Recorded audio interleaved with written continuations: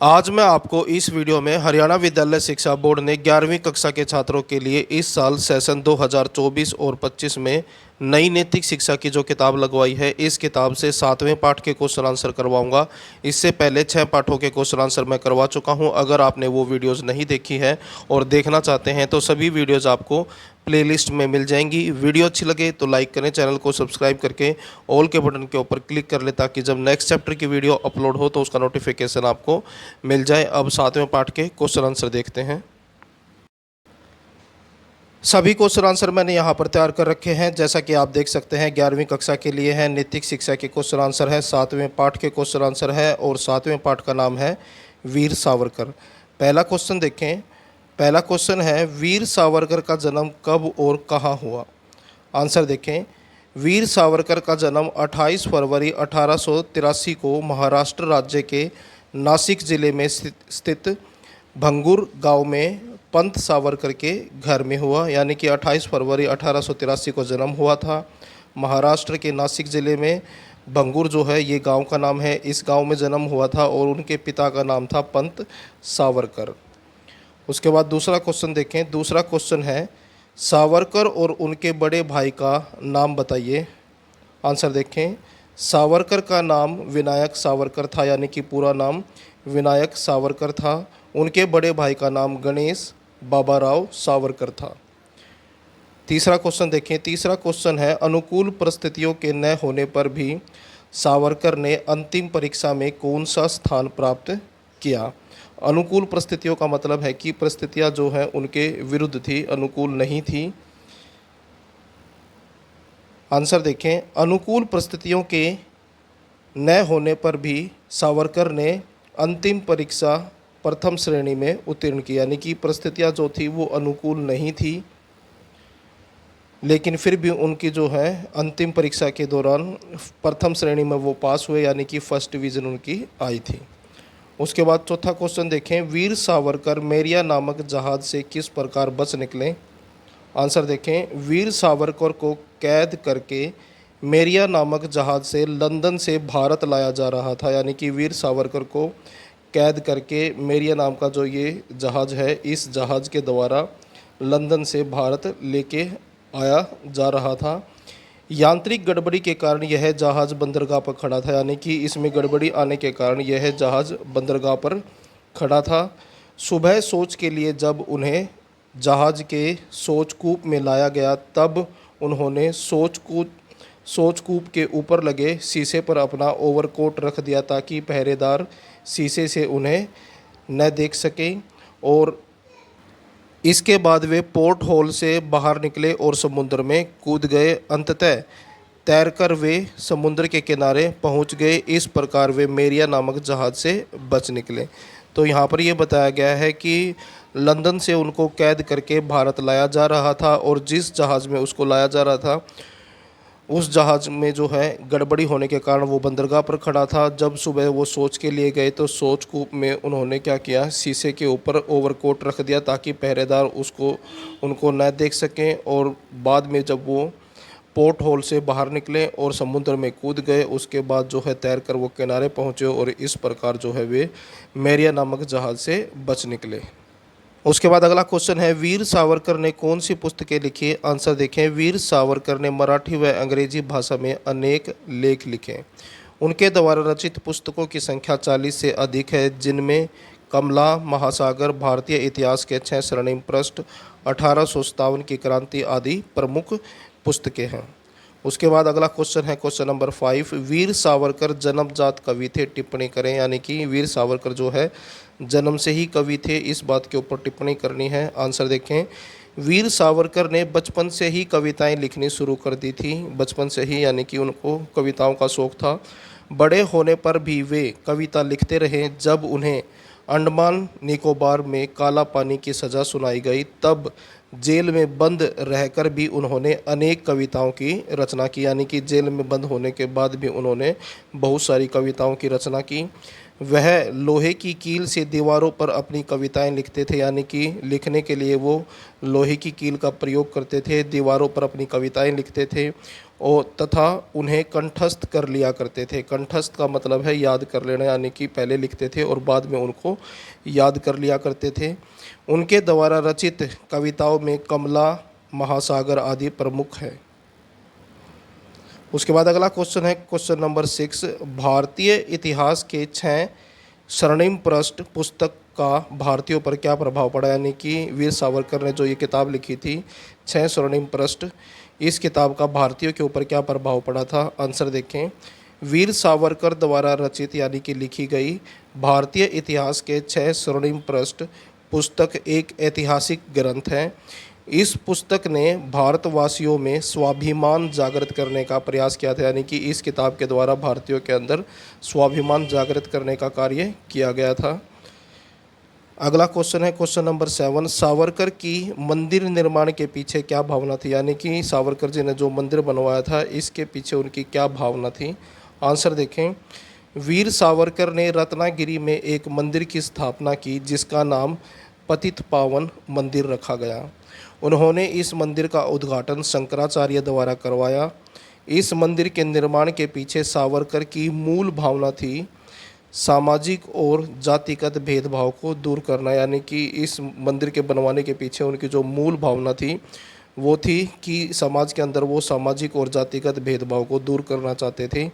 इस मंदिर के उद्घाटन के अवसर पर उन्होंने समभोज का आयोजन किया। समभोज का मतलब है समान भोजन, यानी कि सभी के लिए एक जैसा भोजन, ताकि विभिन्न वर्गों जातियों के लोग भेदभाव भूलकर एक जगह बैठे और भोजन करें। उसके बाद अगला क्वेश्चन है क्वेश्चन नंबर 8। वीर सावरकर ने स्वतंत्रता प्राप्ति को सर्वोपरि कैसे माना। सर्वोपरि का मतलब होता है सबसे ऊपर। आंसर देखें। वीर सावरकर ने देश की स्वतंत्रता प्राप्ति को ही सर्वोपरि माना। इस उद्देश्य की पूर्ति के लिए उन्होंने अनेक वर्षों तक कारावास काटना पड़ा, यानी कि कई सालों तक वो जेल में रहे।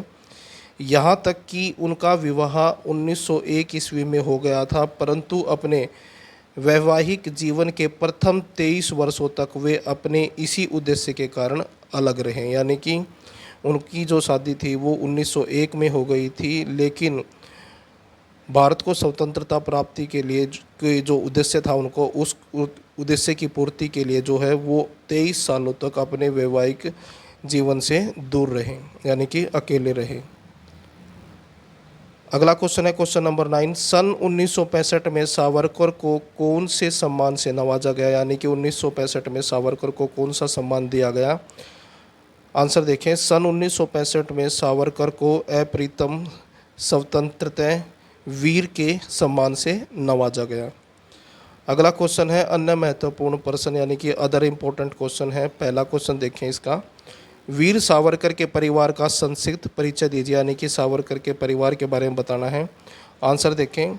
28 फरवरी 1883 को महाराष्ट्र के नासिक जिले के भंगूर गांव में जन्मे बालक विनायक सावरकर के पिता का नाम पंत सावरकर था, यानी कि इनका जन्म 28 फरवरी 1883 को हुआ था। महाराष्ट्र के नासिक ज़िले में हुआ था, भंगूर नाम के गांव में हुआ था और इनके पिता का नाम था पंत सावरकर। उनके बड़े भाई का नाम गणेश बाबाराव सावरकर था। जब वे 9 वर्ष के थे तब उनकी माता का निधन हो गया था। उनकी पत्नी का नाम यमुनाबाई, यानी कि सावरकर की पत्नी का नाम यमुनाबाई था। पुत्र का नाम विश्वास था और पुत्री का नाम प्रभात था। दूसरा क्वेश्चन देखें। दूसरा क्वेश्चन है अंग्रेज़ों ने चापेकर को फांसी पर क्यों चढ़ाया। उसके बलिदान से सावरकर बंधुओं पर क्या प्रभाव पड़ा, यानी कि अंग्रेज़ों ने चापेकर को किस लिए फांसी पर चढ़ाया और चापेकर के बलिदान के वजह से सावरकर बंधुओं के ऊपर क्या प्रभाव पड़ा। आंसर देखें। सन 1897 में महारानी विक्टोरिया ने ध्वजारोहण समारोह उत्सव को संपूर्ण भारत में मनाने का निश्चय किया, यानी कि जो ब्रिटेन की महारानी थी विक्टोरिया 1897 में ध्वजारोहण यानी कि ध्वज फहराने का जो उत्सव था इसको पूरे भारत में मनाने का निश्चय किया गया अंग्रेज़ों के द्वारा। महाराष्ट्र में प्लेग की बीमारी फैली हुई थी, यानी कि महाराष्ट्र के अंदर प्लेग की जो है बीमारी फैली हुई थी, जिसके कारण यह उत्सव मनाने के निर्णय को सुनकर जनता भड़क उठी, यानी कि महाराष्ट्र में प्लेग की बीमारी फैली हुई थी और ध्वजारोहण का जो उत्सव था इसको सुनकर जो महाराष्ट्र की जनता थी वो भड़क गई। इसका प्रभाव चापेकर बंधुओं पर पड़ा और इस बात का प्रभाव जो है चापेकर बंधुओं के ऊपर पड़ा। उन्होंने 2 अंग्रेज़ों को मार दिया, यानी कि नाराज होकर 2 अंग्रेज़ों को मार दिया। अंग्रेज़ों ने चापेकर को फांसी पर चढ़ा दिया। इस बलिदान की अमिट छाप सावरकर बंधुओं पर पड़ी, यानी कि इस बलिदान का प्रभाव जो है सावरकर बंधुओं पर पड़ा।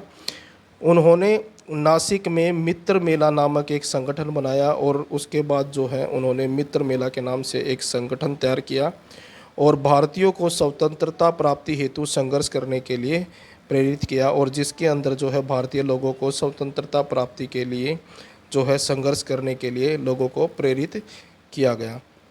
उसके बाद तीसरा क्वेश्चन है, विनायक सावरकर को विद्यालय से क्यों निष्कासित किया गया, यानी कि विद्यालय से क्यों निकाल दिया गया था विनायक सावरकर को।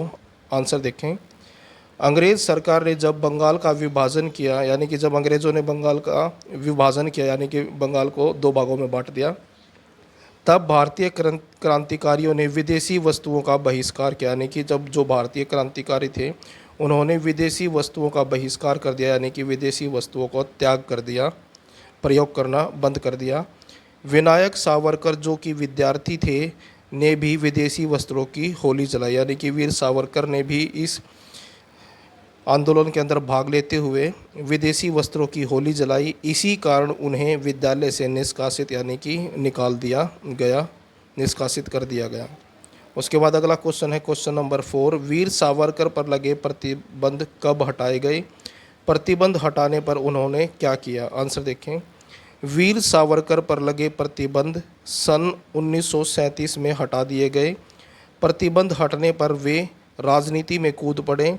वे शीघ्र ही हिंदू महासभा के अध्यक्ष निर्वाचित हो गए, यानी कि हिंदू महासभा के उनको अध्यक्ष बना दिया गया।